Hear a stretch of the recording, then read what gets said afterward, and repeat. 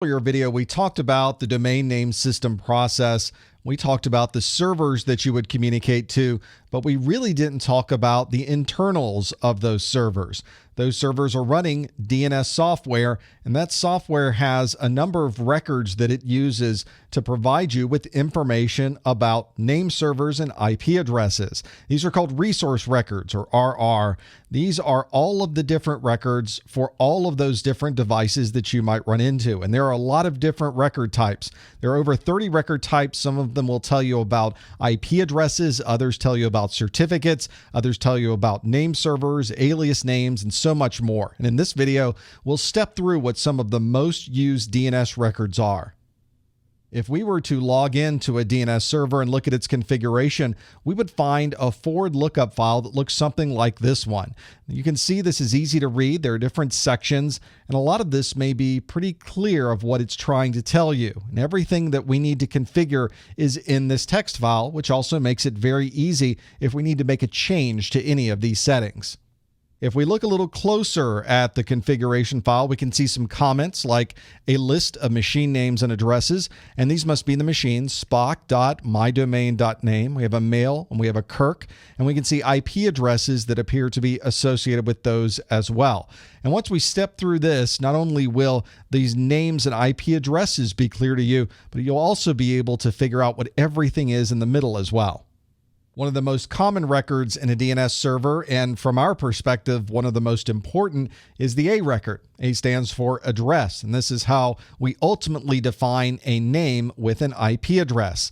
An A record is an IP version 4 address. That is what we commonly will see and use on the internet, although IP version 6, of course, is becoming much more popular as of late. So we have A records for IPv6 as well. There are quad A records. AAAA is what you will see in that DNS lookup file instead of just a simple A that designates IP version 4. It's all in the same configuration file. It's the same DNS server. It's just a different record that we would put inside of the server itself. Here's an example of an A record that might be for my web server. So you have www.professormesser.com. The IN stands for internet. There's the A for the A record, which means this must be an IP version 4 address. And indeed it is 162.159.246.164.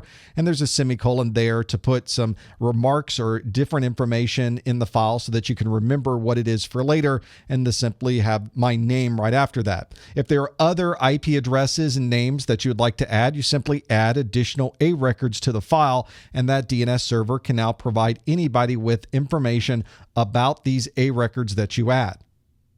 The domain name system also allows us to name a single device, but give it multiple names. Give it a nickname, give it a secondary name, add as many extra names as you would like, and they can all associate back to one individual device.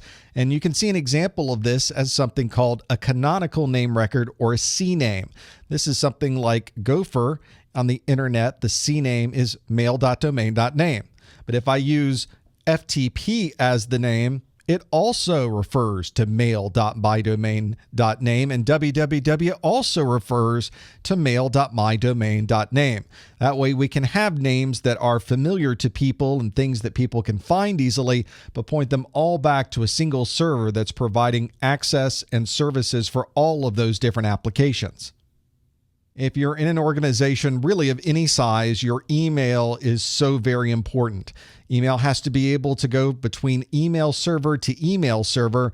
Well, how do those servers know where to send the email? Well, they ask the DNS server, of course. Inside the DNS server is a special record called the mail exchanger record, or the MX record.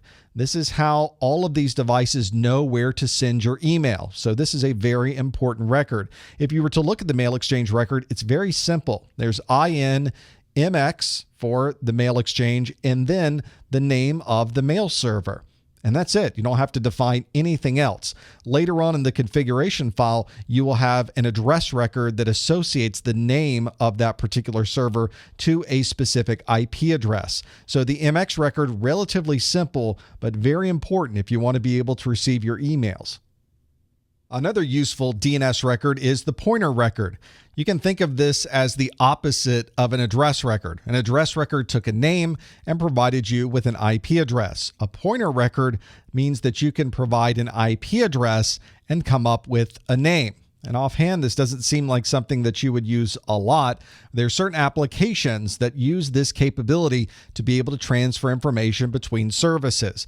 You can see this information in a reverse map zone file that I have here. And really, it's this part down at the bottom where you're adding in an IP address for a particular subnet. Here's our IN for internet, the PTR designation for the pointer record, and then you're simply assigning names where you happen to have an IP address for that particular subnet.